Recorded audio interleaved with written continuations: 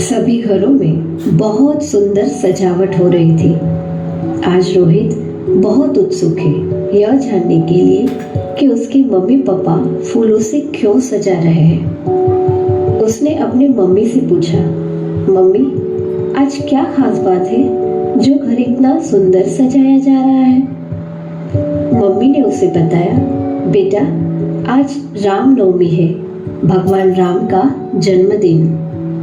तभी वहां उसके दोस्त नीलू और पिंकू आए और रोहित से कहा, रोहित तुम क्या हमारे साथ मंदिर चलोगे।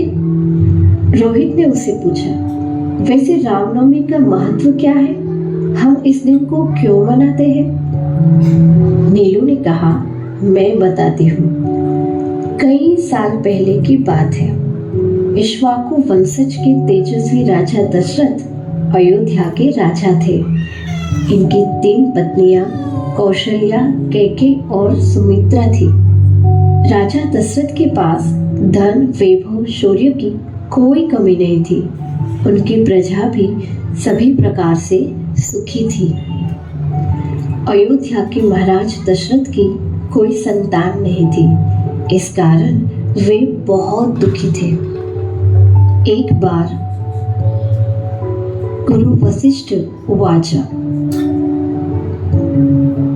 महाराज दशरथ आज सूर्य देवता उत्तरायण में प्रवेश कर रहे हैं। इस शुभ मुहूर्त में अपने कुल देवता से जो भी मांगोगे वो इच्छा पूर्ण होगी।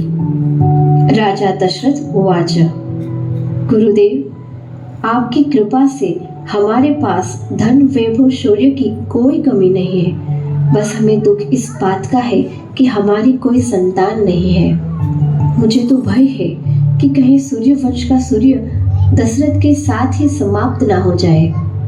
गुरु वशिष्ठ उवाच, आप निराश मत होइए राजन। भगवान सूर्य आपकी मनोकामना अवश्य पूर्ण करेंगे, परंतु उसके लिए पुत्र कामेष्ठी यज्ञ करना होगा। कौशल्या उवाच, तो फिर गुरुदेव इसमें देरी क्यों, आप यज्ञ का आयोजन कीजिए। गुरु वशिष्ठ उवाच, देवी कौशल्या ये यज्ञ मैं नहीं कर सकता। वेदों की ज्ञाता ऋषि श्रृंग मुनि इस यज्ञ को करवा सकते हैं, वो इसमें अधिक निपुण है। कैकेयी उवाच, तो फिर उनको बुलाइए गुरुदेव और यज्ञ का अनुष्ठान कीजिए। गुरु वशिष्ठ उवाच, देवी कैकेयी उसके लिए महाराज दशरथ को स्वयं उनके पास जाना होगा और यज्ञ करने के लिए प्रार्थना करनी होगी। राजा दशरथ उवाच, ऋषि वशिष्ठ मैं आज ही श्रृंग मुनि के आश्रम जाऊंगा और उनसे विनती करूंगा कि वो मेरी प्रार्थना स्वीकार करें। उसके बाद राजा दशरथ नंगे पांव चलकर ऋषि श्रृंग मुनि के आश्रम में पहुंचे और उनसे भव्य यज्ञ करने के लिए प्रार्थना की। उनकी प्रार्थना सुनकर ऋषि श्रृंग मुनि ने यज्ञ का आयोजन प्रारंभ किया। यज्ञ शुरू हुआ।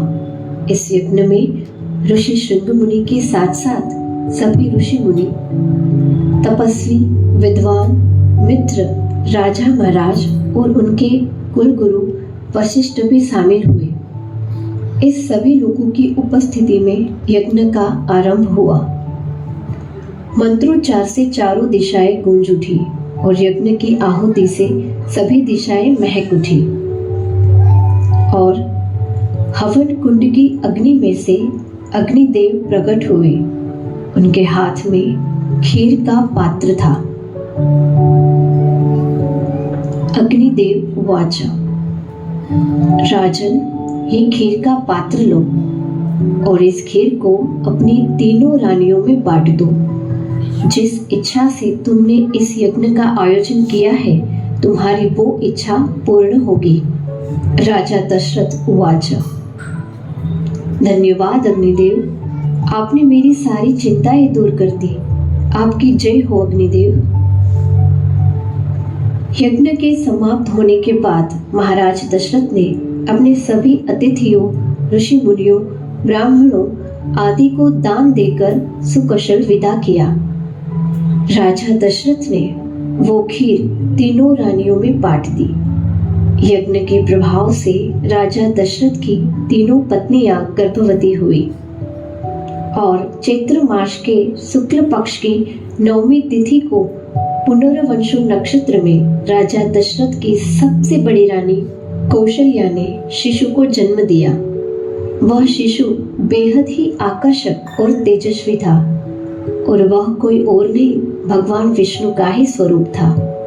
उसके बाद रानी कैकेयी ने एक पुत्र और रानी सुमित्रा ने 2 तेजस्वी पुत्रों को जन्म दिया। चारों पुत्रों को पाने के बाद महाराज दशरथ बहुत ही प्रसन्न हो गए और उन्होंने पूरे राज्य में उत्सव मनाया। कुछ समय बाद चारों पुत्रों का नामकरण किया गया। महर्षि वशिष्ठ ने दशरथ जी के बड़े पुत्र का नाम राम, दूसरे का भरत, तीसरे का लक्ष्मण और सबसे छोटे पुत्र का नाम शत्रुघ्न रखा।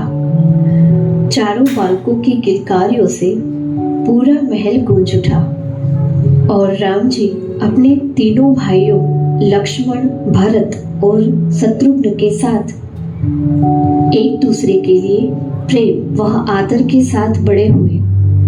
इसीलिए राम जी का जन्मदिन रामनवमी के नाम से मनाया जाता है। रोहित उवाच। कौशल्या ने शिशु को जन्म दिया। वह शिशु बेहद ही आकर्षक और तेजस्वी था और वह कोई और नहीं, भगवान विष्णु का ही स्वरूप था। उसके बाद रानी कैकेयी ने एक पुत्र और रानी सुमित्रा ने 2 तेजस्वी पुत्रों को जन्म दिया।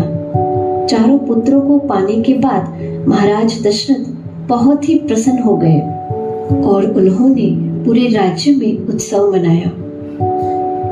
कुछ समय बाद चारों पुत्रों का नामकरण किया गया।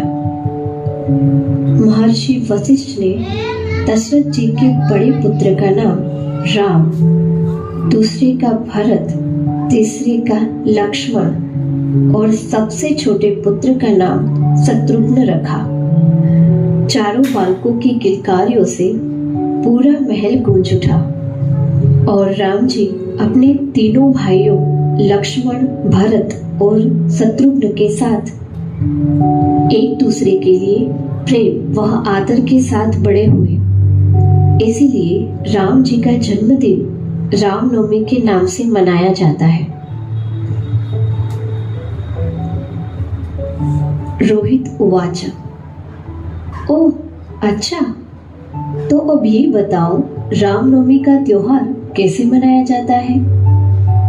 नीलू उवाच। अच्छा बताती हूँ। हम सब सुबह उठते हैं और भगवान सूर्य की प्रार्थना करते हैं। सारे मंदिर और घर बहुत सुंदर सजाए जाते हैं। मेरी मम्मी मुझे मंदिर ले जाती है भजन कीर्तन सुनने, और तुम्हें तो पता ही है मुझे गाना कितना पसंद है। और फिर मंदिर के पुजारी सारे भक्तों को मिठाइयाँ और फल बांटते हैं। रोहित उवाच। वाह, सुनकर बहुत मजा आया।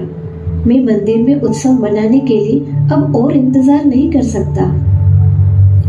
पिंकू उवाच। अच्छा तो चलो और अब सजावट करने में मदद करो, बहुत मजा आएगा। फिर हम स्वादिष्ट मिठाइयाँ भी खा सकते हैं। रोहित सबके साथ मंदिर गया और वह धूमधाम से रामनवमी का महोत्सव मनाया। सबको रामनवमी की शुभकामनाएं। जय श्री राम। जय श्री राम।